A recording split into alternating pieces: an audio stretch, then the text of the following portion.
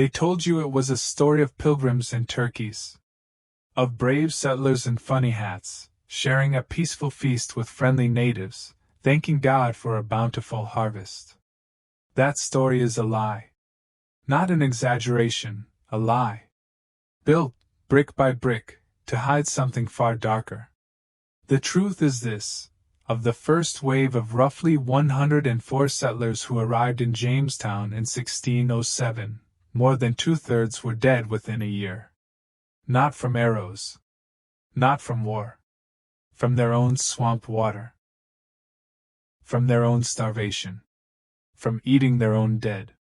At Jamestown, during the winter of 1609 and 1610, colonists were so desperate for food that they dug up corpses from graves and ate them. One man murdered his pregnant wife, salted her flesh, and ate her to survive.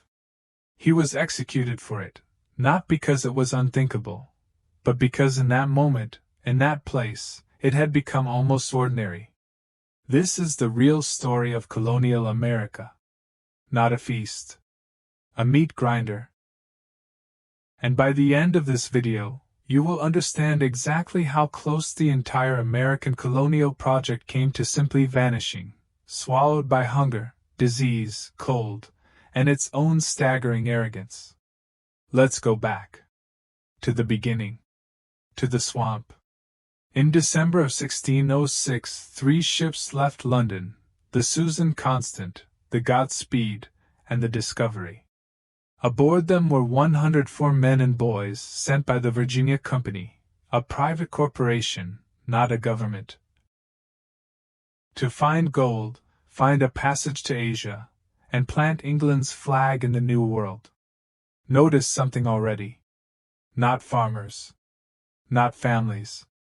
Men, gentlemen, soldiers, and a handful of laborers, most of whom had never grown a single crop in their lives. They weren't coming to build a society.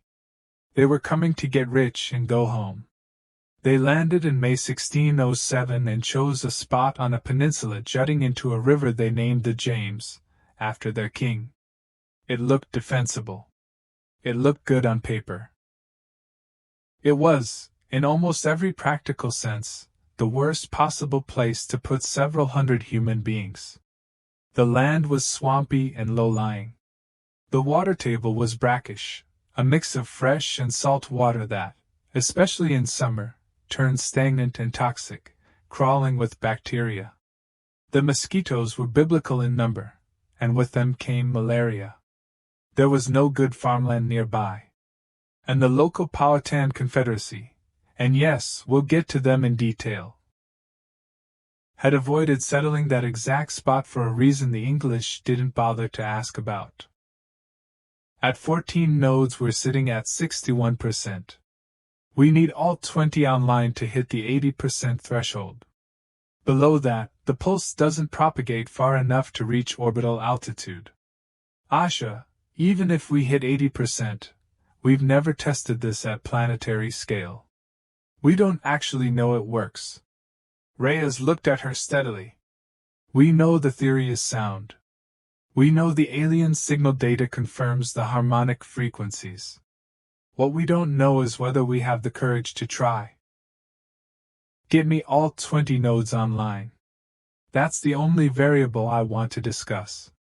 Project Holdfast had begun as an energy transmission concept. The idea was elegant in its simplicity: a network of gravitational resonance nodes spread across the planet, capable of transmitting clean energy between continents without a single cable. No satellites. No power lines. Just resonance. But 5 years into development, a junior engineer named Yuki Tanaka had noticed something in the math. Something no one had put in the proposal. At full planetary scale, above 80% coherence, the resonance field would generate a subquantum electromagnetic pulse.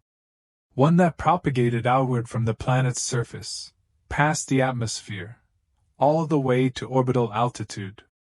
And that pulse would cause cascading system failure in any technology operating on the same base harmonic frequencies. The same frequencies the Vorkai had been broadcasting for decades. The same frequencies the listening post had spent 19 years documenting. In other words, Tanaka had discovered that Project Holdfast, their clean energy grid, could be used as a weapon. Not a conventional one. It would not destroy a single ship. It would not fire a single shot. It would simply turn everything off. Race. Even if this works, we disable their fleet. Then what? They have backup systems. Emergency power. They'll be back online within hours. 6 hours, based on their own maintenance transmission logs. So we get 6 hours. And then they fire on us anyway, but now they're angry. No. We get 6 hours in which they are completely vulnerable, and we are not. 6 hours in which the conversation changes. 6 hours in which we stop being grade 4 and start being something they've never encountered before. We're not trying to win a war, Admiral. We're trying to win the right to be taken seriously. Admiral Juan stared at her for a long moment, then nodded slowly. Get me those 6 hours. By the time relief ships arrived in spring 1610, the Jamestown population had collapsed from roughly 500 to about 60 survivors. Some accounts suggest as low as a few dozen. The survivors were so gaunt, so hollowed out, that the men aboard the relief ships reportedly didn't recognize them as the same species of human they'd left behind months earlier. The first attempt to abandon Jamestown entirely actually happened right here. The survivors boarded ships and sailed down the James River, intending to go home to England and never look back. It was only by sheer chance that they encountered another relief fleet sailing in, carrying the new governor, Lord de Lawar, with fresh supplies and soldiers, that turned them back. Had that fleet been a single day later, American colonial history at Jamestown might have ended in 1610, a total failure, a footnote. This is the part they never taught you. English colonization of America was not inevitable. It nearly died, drowning in its own swamp, multiple times, in its very first decade. So why? Why did educated Englishmen, supposedly the most advanced civilization of their age, nearly starve to death on a continent absolutely teeming with fish, game, and fertile soil? First, they came for the wrong reasons. Jamestown was funded by investors expecting profit. The men sent were disproportionately gentlemen. Social class mattered enormously, and many considered manual labor beneath them, even when their lives depended on it.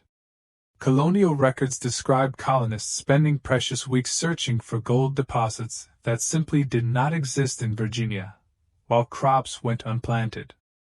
Second, they didn't understand the land, and they didn't ask the people who did, at least not in good faith.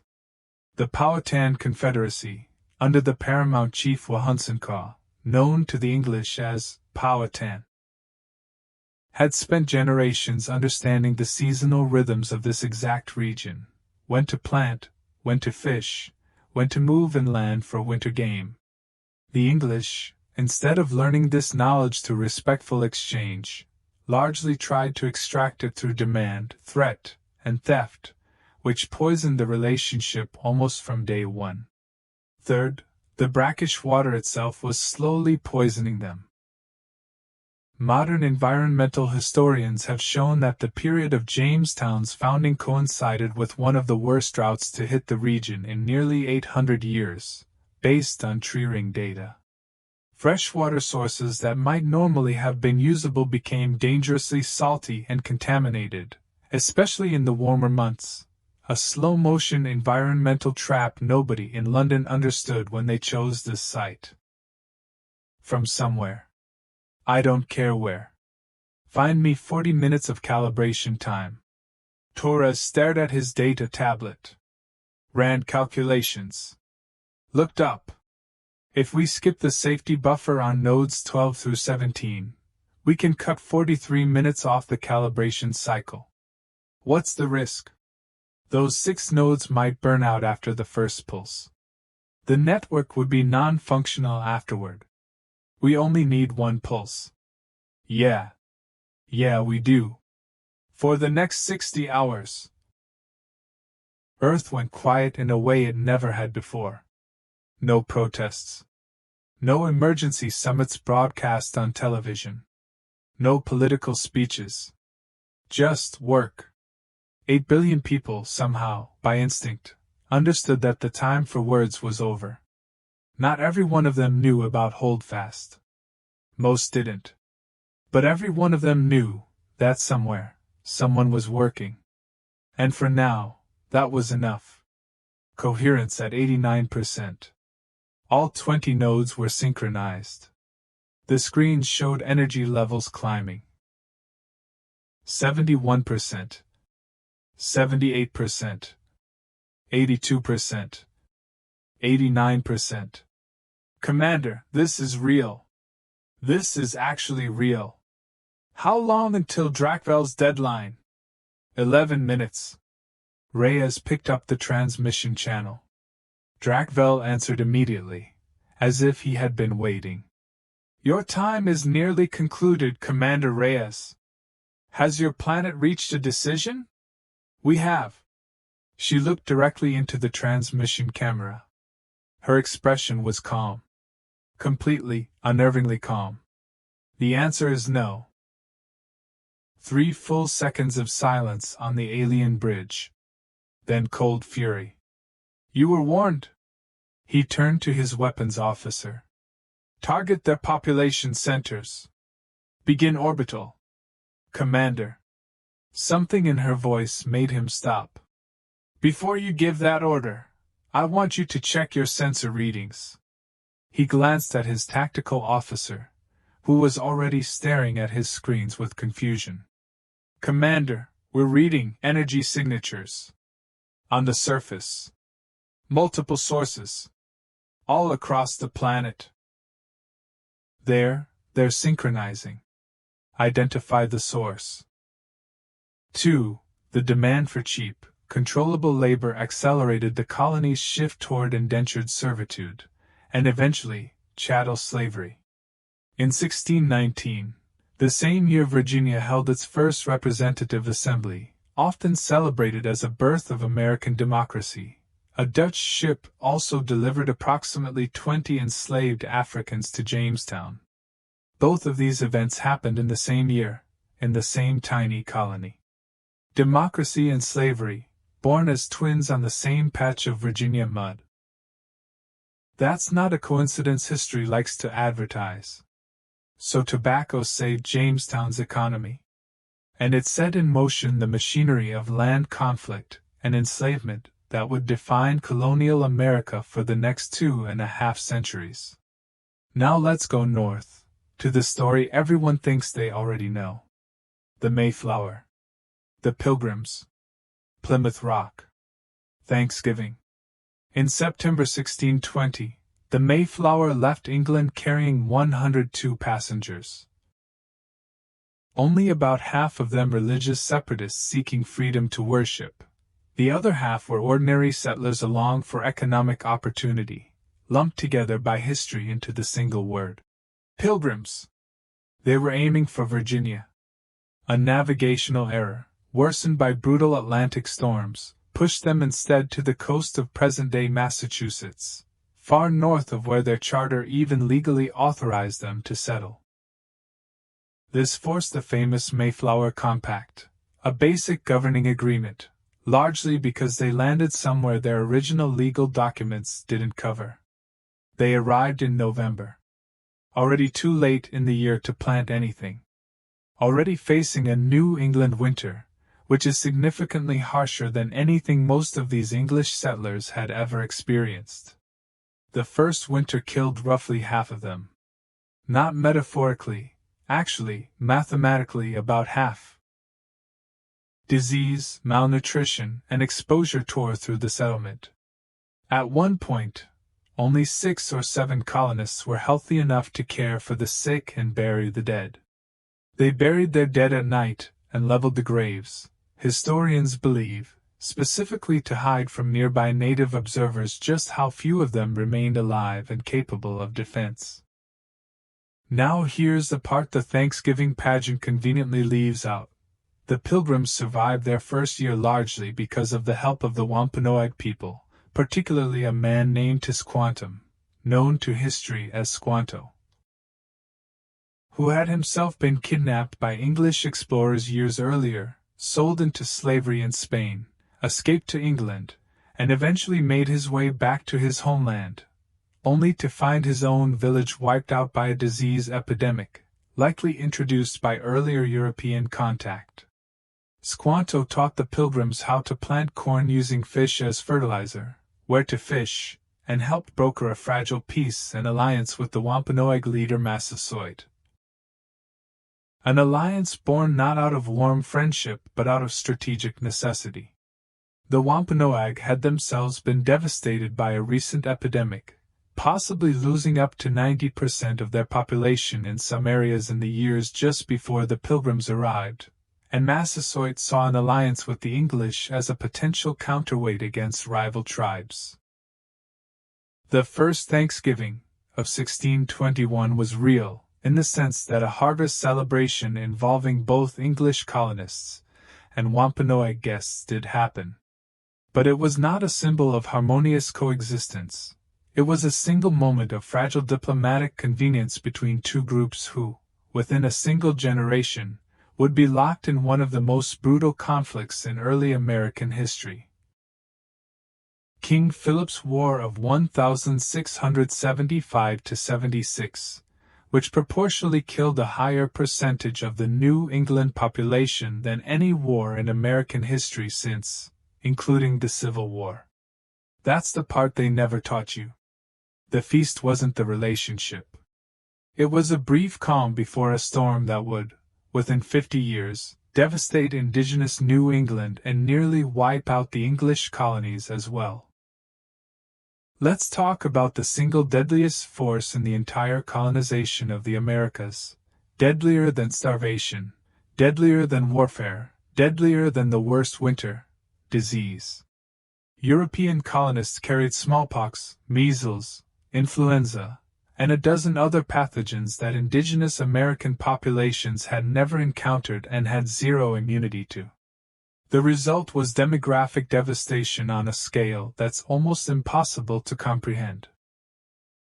Some historians estimate indigenous populations in parts of the Americas declined by 90% or more within a century of sustained contact, not primarily from violence, but from disease moving ahead of the settlers themselves, sometimes racing through entire regions before a single European had even arrived there in person.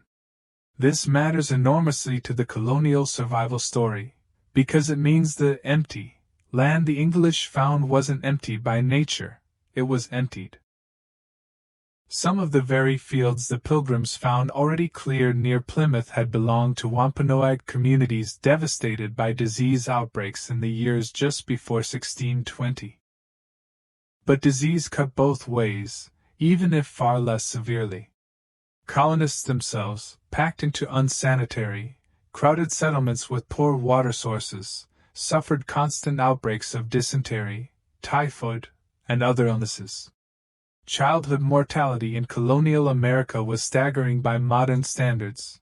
In many colonial communities, it's estimated that 1 in 4 children didn't survive to age 5, and women faced significant risk of death in childbirth throughout the entire colonial period. This is the reality television and movies almost never show you. Colonial life wasn't just occasionally dangerous. Death was a constant, looming presence in every single household, every single year, for generations. Families routinely buried multiple children. Multiple wives died in childbirth to the same husband over a lifetime. This wasn't tragedy in the way we understand tragedy today, sudden, exceptional, devastating. It was simply Tuesday. Let's talk about daily life for those who did survive, because survival itself was a full-time, physically punishing occupation. A colonial farming family woke before sunrise and worked until well after dark, 6 days a week, with Sunday reserved for church, which, in Puritan New England, could itself involve sitting through hours of sermons in unheated meeting houses, in winter, with attendance often legally mandatory. Clearing land for farming meant removing old-growth forests by hand, felling massive trees with axes, then often burning or slowly rotting out the stumps over years, since most colonists couldn't afford the labor or tools to remove them quickly. A single family might spend a literal decade just getting one farm's worth of land into full productive use. Water had to be hauled. Fires had to be tended constantly, because a fire going out in winter could genuinely mean death by exposure, and starting a new one from scratch with flint and steel was slow, difficult work, especially with wet tinder. Food preservation meant salting, smoking, and pickling, exhausting, time-consuming labor with zero margin for error, because spoiled food in winter could mean starvation. Clothing was handmade from start to finish in most households. Carding wool, spinning thread, weaving cloth, then cutting and sewing it, an enormous time investment for every single garment a family wore. Soap was made by hand from animal fat and wood ash. Candles were dipped by hand, one at a time. And all of this labor happened while also facing the very real, ever-present threats we've already discussed: disease, food insecurity in bad harvest years, and in many regions, ongoing conflict with indigenous nations whose land was being steadily taken. There was no retirement. No days off in any meaningful modern sense. Children as young as 5 or 6 were expected to contribute meaningful labor, tending animals, fetching water, watching younger siblings, not because colonial parents were uniquely cruel, but because a family's survival genuinely depended on every set of hands working.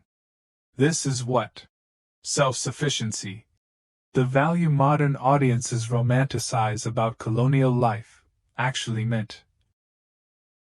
Relentless, grinding, physically destructive labor, with very little safety net if anything went wrong: a drought, an illness, an injury, a bad harvest, a long winter. Survival wasn't only a battle against nature and disease. It was also, often, a battle against your own community. The Salem witch trials of 1692 are the most famous example, but they were part of a much broader pattern across colonial New England, where social anxieties, religious extremism, economic stress, and even something as mundane as a bad harvest or a contaminated batch of rye grain, some historians have theorized ergot poisoning may have contributed to some of the bizarre symptoms reported, combined into outbreaks of accusation, paranoia, and execution. 20 people were executed during the Salem trials, 19 by hanging and 1 man crushed to death under stones for refusing to enter a plea. Most of the accused were women, often those who were already socially marginal, widows, the poor, those without strong male protectors in a deeply patriarchal legal system. This is important context, because the popular image of colonial America often skips straight from pilgrims and turkeys to founding fathers and liberty, entirely ignoring the decades in between filled with religious persecution, including the colonists' own persecution of Quakers, Baptists, and other dissenters. Public whippings, stockades, and a justice system that could execute a person for theft, for witchcraft, or for simply being different in a tight-knit, fearful, isolated community with no margin for tolerance of nonconformity. Finally, let's be honest about the through line connecting every single colony we've discussed, every English settlement that survived, ultimately survived by displacing, and frequently by violently destroying, the indigenous nations whose land it occupied. This wasn't a single war or a single event. It was a continuous, decades-long, often brutal process, broken treaties, deliberate destruction of food supplies, forced relocations, and outright massacres on both sides, fueled by an ever-expanding colonial hunger for tobacco land, then farmland, then everything else. The Pequot War of the 1630s in Connecticut included an attack on a Pequot village at Mystic where colonial forces burned the settlement and killed several hundred people, the majority of them women, children, and the elderly, an event colonial leader William Bradford himself described with chilling approval in his own writings, framing the slaughter as a divine blessing. This is the part most brutal survival content skips entirely, because it's uncomfortable in a different way than starvation or cannibalism. It's not just that colonial settlers suffered brutally. It's that the colonies which did survive generally did so partly by inflicting comparable or greater brutality on the people who already lived there. The real story of colonial American survival has two sides, and history has spent 400 years telling you mostly one of them. So here's where that leaves us. Colonial America wasn't a clean, inspirational origin story of brave pioneers building a nation out of nothing. It was a series of near-total catastrophes, at Jamestown, at Plymouth, and at dozens of other settlements history doesn't even bother to name.